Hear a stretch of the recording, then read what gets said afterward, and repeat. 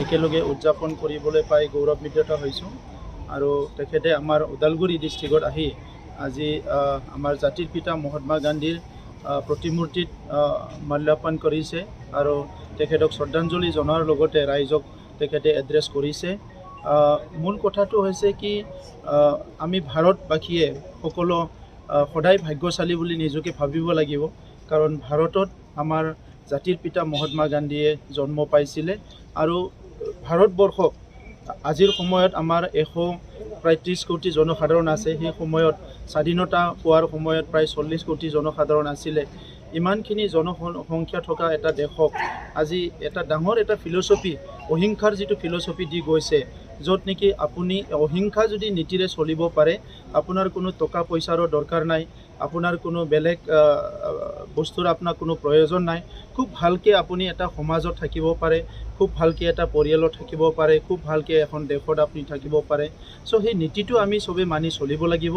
সেই নীতিটো আমি বুজি নোপোৱাৰ কাৰণে বিভিন্ন হিংসাত্মক কাৰ্যকলাপত হয় আমাৰ সমাজৰ বহুত ক্ষতি হৈছে, আমাৰ দেশখনৰ ক্ষতি হৈছে, আমাৰ জাতি জনগোষ্ঠীবোৰৰ ক্ষতি হৈছে। আৰু এতিয়া এটা সময় আহিছে আমি সকলো আমাৰ জাতিৰ পিতা মহাত্মা গান্ধীৰ অহিংসা নীতিৰে চবে আগবাঢ়ি যাব লাগে আৰু চবে নিজৰ নিজৰ কৰ্ম কৰিব লাগে, পৰিশ্ৰম কৰিব লাগে আৰু স্বাস্থ্য হ'ব লাগে। আমাৰ প্ৰধানমন্ত্ৰী ডাঙৰীয়াই যিটো আহ্বান কৰিছে 2017 চনত যে মহাত্মা গান্ধীয়ে ভাৰতখনত আহি তেখেতে ভাৰতখন স্বাস্থ্য কৰাৰ লগতে ইণ্ডিপেণ্ডেণ্ট কৰিলে।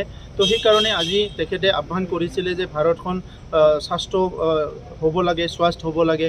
আৰু এতিয়া ভাৰত ইতিমধ্যে স্বাস্থ্য হ'বলৈ আৰম্ভ কৰিছে, যথেষ্ট আগবাঢ়িছে।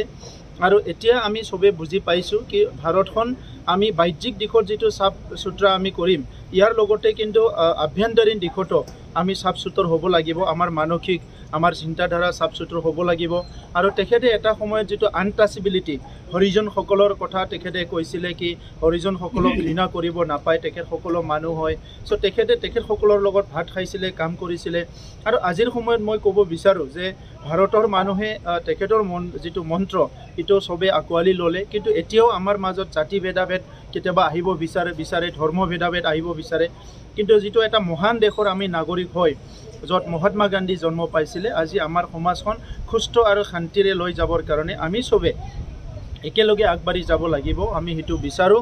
আৰু সকলো জাতি জনগোষ্ঠীৰ মাজত ভেদাভেদ যিটো আমাৰ চিন্তা, এটা জনগোষ্ঠী আনটো জনগোষ্ঠীৰ প্ৰতি যিটো মানে সন্দেহ, যিটো চিন্তা, এইবিলাক আমি দূৰ কৰিব লাগিব। আৰু সকলো মিলি এটা ভাৰতৰ প্ৰধানমন্ত্ৰী নৰেন্দ্ৰ মোদী ডাঙৰীয়াই আহ্বান কৰাৰ নিচিনা এটা আত্মনিৰ্ভৰশীল ভাৰত কৰাৰ কাৰণে আমি একেলগে আগবাঢ়ি যাব লাগিব। বড়োলেণ্ডৰ ক্ষেত্ৰত মই ক'ব বিচাৰোঁ, আমি আজি সৌভাগ্য বুলি ক'ব বিচাৰোঁ, নতুন যিটো আমাৰ UPPL, BJP আৰু GSP চৰকাৰ চলি আছে, এইখিনি সময়ত আপোনালোকে দেখিবলৈ পাইছে যে বহুখিনি সশস্ত্ৰ টিমবিলাক আহি পেলাই মেইন ষ্ট্ৰীমত আহিছে। সশস্ত্ৰ সংগঠন মাত্ৰ নহয়, ইভেন যিটো চোৰাং চিকাৰীও আজি আহি চাৰেণ্ডাৰ কৰিছে। আৰু আপোনালোকৰ লগত পাই সুখী হৈছোঁ মই ক'বলৈ, আজি চিৰাং জিলাত ইভেন চাইকেল চুৰি কৰা বিভিন্ন মানে চোৰ ডকাইতবিলাকো আহি চাৰেণ্ডাৰ কৰিব চিৰাং জিলাত। চ' এটা নতুন এটা পৰিৱেশ বড়োলেণ্ডত আহিছে, চবেই হিংসা বৰ্জিত এটা সমাজ গঢ়িবলৈ চবেই আগবাঢ়ি আহিছে। মই তেখেতসকলক ধন্যবাদ জনাইছোঁ। আৰু অনাগত দিনত বড়োলেণ্ডখন 100% যদি আমি পিছ কৰিব পাৰোঁ, তেনেহ'লে উত্তৰ পূৰ্বাঞ্চলত বড়োলেণ্ডখন যথেষ্ট আগুৱাই যাব, সেইটো আমি ক'ব পাৰোঁ। গতিকে এতিয়া অন্য এটা প্ৰসংগত যাওঁ, নিৰ্বাচনৰ বতৰ, উপনিৰ্বাচন চলি আছে, কেনেধৰণৰ প্ৰস্তুতি, কি ধৰণে আগবাঢ়িছে? আমাৰ প্ৰস্তুতি সম্পন্ন। যিখিনি চিট আজি বড়োলেণ্ডৰ ভিতৰত আছে বা বড়োলেণ্ডৰ বৰ্ডাৰত আছে, সেই চিটখিনি 2টা চিট আমি UPPL কণ্টেষ্ট কৰিম, এটা চিট BJPয়ে কণ্টেষ্ট কৰিব। এই 3টা চিটত আমাৰ যিটো এলায়েন্স টিম ইয়াৰে বিজয় হ'ব। বিশেষকৈ ক'ব লাগিব তামোলপুৰ বিধানসভা সমষ্টিত BJP আচলতে বিৰুদ্ধ কৰি আছে, এইটো BJPয়ে কৰা নাই বা ব্যক্তিগত কোনোবাই কৰিছে। BJP, UPPL, AGP অসমত চৰকাৰ চলি আছে, BJP, UPPL, GSP বড়োলেণ্ডত চৰকাৰ চলাই আছে। গতিকে তেনেকুৱা ব্যতিক্ৰমী ব্যক্তি ওলাই থাকে মাজে মাজে, তেনেকুৱা থাকিলেহে অলপ সৌন্দৰ্যটো বাঢ়ে, মানে তো অলপ চব পলিটিক্সৰ সৌন্দৰ্যটো বাঢ়ে একজেক্টলি। তো সেইকাৰণে এজন দুজন তেনেকুৱা ব্যতিক্ৰমী ব্যক্তি থকাটো ভাল ৰাজনীতিত। যিহেতুকে BJP এতিয়াও কিন্তু তেখেতৰ ওপৰত একো ব্যৱস্থা গ্ৰহণ কৰা নাই, যিহেতুকে তেখেতে ব্যৱস্থা কি গ্ৰহণ কৰিব লাগে? অলৰেডি চব কথা জলজট পটপট হৈ আছে। গতিকে এইটো মানে কোনোবাই চিঞৰি আছে, সেইটো আৰু চলা মানুহ চলি যাই আছে। ইমানুৱে নিজৰ হেৰিত নাচিছে নে কাৰোবাৰ বেকত নাচি আছে তেনেকুৱা এইটো তেখেতকে আপুনি কাইণ্ডলি প্ৰশ্নটো কৰক, তেখেতে ভালকৈ ক'ব পাৰিব।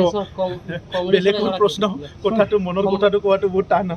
সমগ্ৰ ৰাজ্য এতিয়া কংগ্ৰেছৰ এগৰাকী সন্মানীয় বিধায়কৰ ভাষ্য লৈ শ্বহীদক বক্তব্য চলিছে, আপোনাৰ পৰা ৰাইজে তেখেতে শ্বহীদক ঘাতক বুলি কৈছে, শ্বহীদক ঘাতক বুলি কৈছে।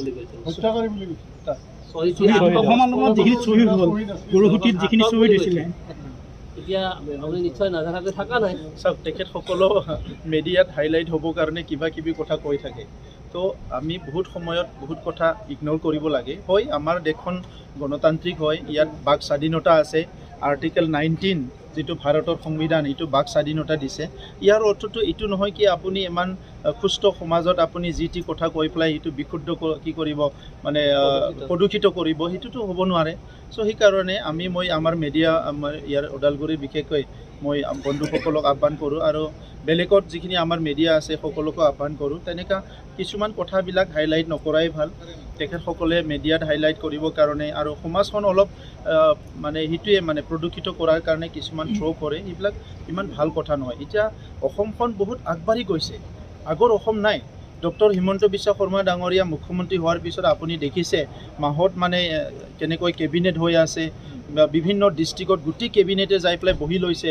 এইটোতো স্বাধীনতাৰ পিছত কোনোদিনে হোৱা নাছিলে। চ' এতিয়া সেই অসম নাই, এতিয়া অসমখন বহুত চেঞ্জ হৈ গৈছে। আৰু আমি অসমৰ 3 কোটি 30 লাখ মানুহে এই যে তেখেতৰ যিটো পথ, তেখেতৰ যিটো চিন্তাধাৰা, ইয়াৰ লগত যদি আমি সজত সজ মিলাই যাব পাৰোঁ, তেনেহ'লে অসমখনৰ সকলো জাতি জনগোষ্ঠী, সকলো নাগৰিকৰে উন্নয়ন হ'ব। গতিকে আমি তেখেতক সদায় শক্তিশালী কৰি ৰাখিব লাগে, আৰু তেখেতৰ যিটো এটা ভিজন, সেইটোত আমি সমৰ্থন কৰিব লাগে, আমি আগবাঢ়ি যাব লাগে। অলপ সময়ৰ কাৰণে যদি এইবিলাক বোকা চিটোৱা কথাবিলাক নক'লে আমাৰ একো ক্ষতি নহয়, ইয়াৰ পৰা অসমৰ একো লছ নহয়। গতিকে কিবা বোকা চিটোৱা, সমাজখন প্ৰদূষিত কৰা এই কথাবিলাক বাদ দি তেখেতে যিটো চিন্তাৰে আজি অসমখন আগুৱাই লৈ যাব বিচাৰিছে, শিক্ষাৰ দিশত, অৰ্থনীতিৰ দিশত, সেই চিন্তাৰে আমি এই 5 বছৰটো এটা সুস্থ মানে মগজ লৈ পেলাই, সুস্থ চিন্তা লৈ পেলাই আগবাঢ়ি যোৱাটো ভাল। মই সেইটো কামনা কৰোঁ। 2 তাৰিখে, আজি 2 তাৰিখ হ'ল আৰু মাত্ৰ 6টা দিন আছে। আপোনালোকৰ প্ৰাৰ্থী কেতিয়া ঘোষণা কৰিব? চাই আছোঁ আমি টাইমবিলাক, যেতিয়া ভাল টাইম আহিব, আমাৰ হাই পাৱাৰ কমিটি এটা বহি আছে, কেণ্ডিডেটবিলাক ঠিক হৈ যাব আৰু কেইঘণ্টামান পিছতে, ইয়াৰ পিছত এনাউন্স হৈ যাব। 2টাতে আপুনি বিজয় হাঁহিটো পিছত হ'ব, কিন্তু বিজয়টোতো হ'ব।